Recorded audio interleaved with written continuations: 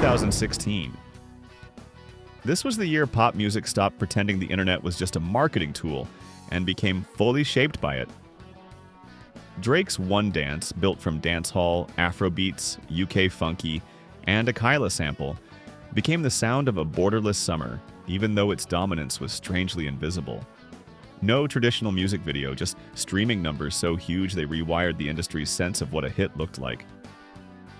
Rihanna's Work, often mocked at first for its patois-heavy hook, proved how much American pop was borrowing from Caribbean rhythm, while still arguing over whether it understood it. Then Beyoncé dropped Lemonade on April 23rd, turning an album rollout into an HBO event, a marriage mystery, a southern black feminist text, and a detective game about Becky with the good hair. Meanwhile, the Chainsmokers and Halsey's Closer made bedroom EDM feel like diary pop, and Justin Timberlake's Can't Stop the Feeling showed the old soundtrack machine still worked. But underneath the gloss was chaos. Kanye West's Famous reignited the Taylor Swift feud. Prince died on April 21st, and pop's center of gravity moved from radio programmers to playlists, memes, and fan investigations. 2016 felt enormous because it was both the last monoculture year and the first streaming first one. 1999. Pop music didn't just dominate the year, it seemed to take over the entire operating system of youth culture. In January, Britney Spears released her debut album, Baby One More Time, and the Schoolgirl video for its title track turned a 17-year-old former Mouseketeer from Kentwood, Louisiana, into the face of a new teen pop economy. What looked spontaneous was actually precision engineering.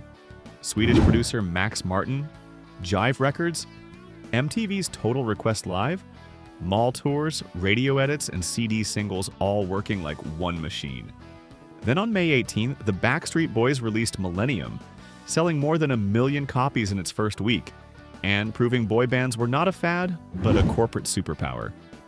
Christina Aguilera's Genie in a Bottle, Ricky Martin's Livin' La Vida Loca, TLC's No Scrubs, and Jennifer Lopez's If You Had My Love made the charts feel glossy, multicultural, and futuristic. But underneath the shine, the old music business was already cracking. In June, Sean Fanning's Napster appeared online, letting fans trade MP3s for free and terrifying record labels that were still counting CD profits. And at Woodstock 99 in Rome, New York, the darker side of the era erupted in fires, violence, and controversy. 1999 was pop's victory lap, and the first warning that everything was about to change. 1977. Pop music sounded like it was splitting into rival futures, and somehow both of them won. In Los Angeles, Fleetwood Mac released Rumors on February 4th, turning Private Catastrophe into glossy radio perfection. Breakups, Affairs, and Studio Paranoia became Dreams, Go Your Own Way, and one of the decade's defining albums. In New York, Studio 54 opened in April, transforming disco from a club culture rooted in black, Latino, and gay nightlife into a velvet rope fantasy watched by the world. But the real shock came from Munich, where Donna Summer, Giorgio Moroder, and Pete Bellotte built I Feel Love almost entirely around sequenced synthesizers. To listeners raised on strings and horn sections, it barely sounded human. To the next 40 years of dance music, it sounded like instructions. At the same time, punk was staging its own media riot.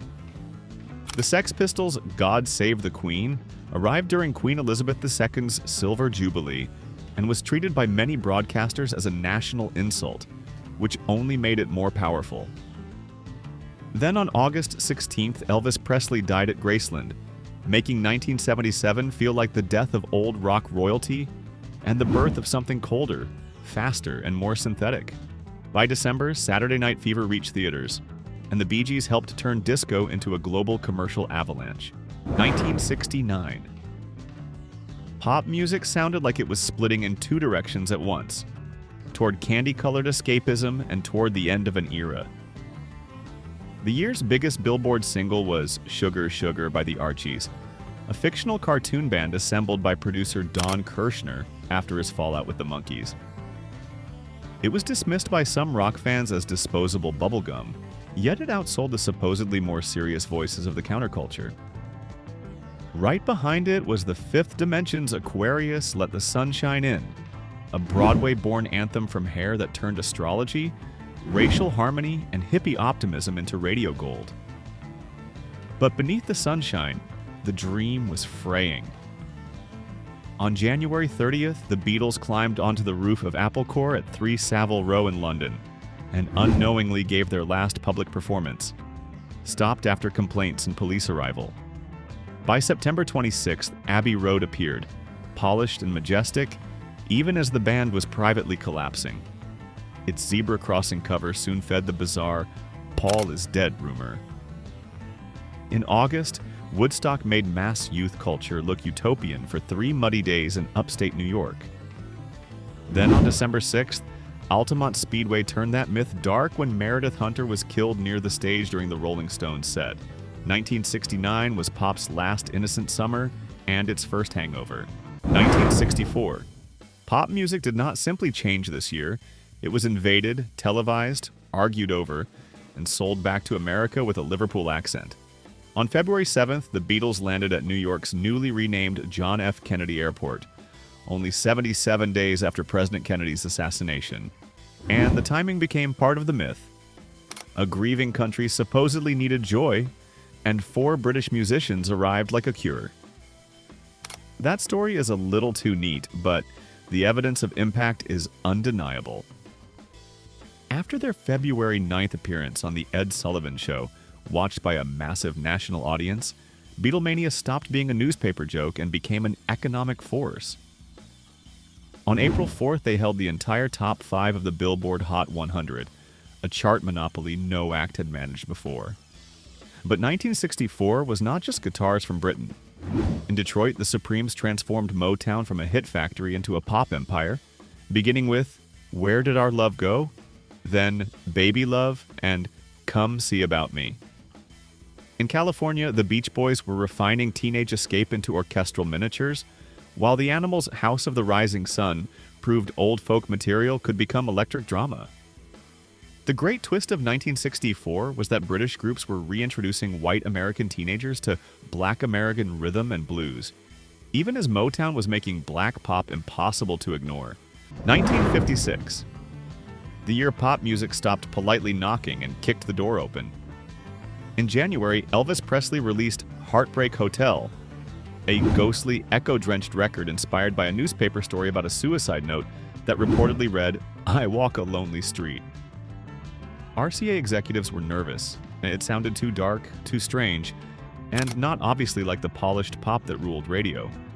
Instead, it became Elvis's first major national smash and turned a 21-year-old from Memphis into the center of a cultural panic. But 1956 was not just Elvis arriving. It was rock and roll becoming unavoidable. Carl Perkins's blue suede shoes crossed from country into pop and R&B, proving that teenagers were no longer respecting industry boundaries. Little Richard was screaming "Tutti Frutti" into the future. Fats Domino was bringing New Orleans rhythm to mainstream America, and Chuck Berry was sharpening rock's storytelling guitar style. Then came television.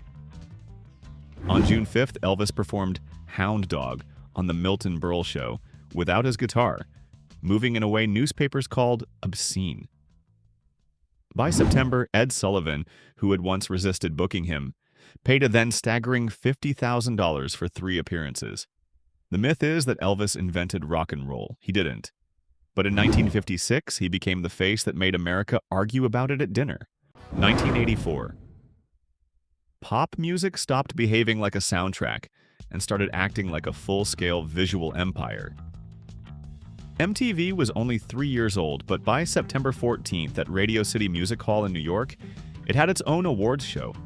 And Madonna turned a wardrobe mishap into mythology by writhing through like a virgin in a wedding dress. Executives reportedly thought it might ruin her career. Instead, it helped invent the modern pop scandal. Prince, meanwhile, made the strangest hit of the year. When Doves Cry, a #1 single with no bass line, pulled from Purple Rain, a film critics underestimated until audiences treated it like scripture. Bruce Springsteen's Born in the USA was often mistaken for a simple patriotic anthem, even though its title track was a bitter Vietnam-era character study wrapped in stadium-sized drums. Tina Turner's What's Love Got to Do with It completed one of pop's great second acts, making her, at 44, the oldest female solo artist to top the Hot 100 at that time. And in Britain, Bob Geldof and Midge Ure assembled Band Aid after seeing famine reports from Ethiopia, turning charity into a pop event. By year's end, 1984 felt less like a calendar year than a machine. Video, celebrity, controversy, and commerce finally locking into one unstoppable rhythm.